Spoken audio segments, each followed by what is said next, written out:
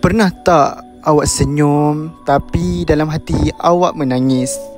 Pernah rasa semua orang tak faham dan awak terpaksa pura-pura kuat hari demi hari? Rasa macam tak ada siapa yang benar-benar tahu apa yang awak lalui. Macam setiap langkah yang diambil beratnya menggunung. Kesihatan mental bukan mainan. Ia bukan lemah. Ia bukan mengada-ngada. Ia adalah jeritan yang diam, tangisan tanpa air mata yang selalunya kita sorokkan dari pandangan dunia. Ia adalah beban yang tidak terlihat tetapi menghimpit jiwa.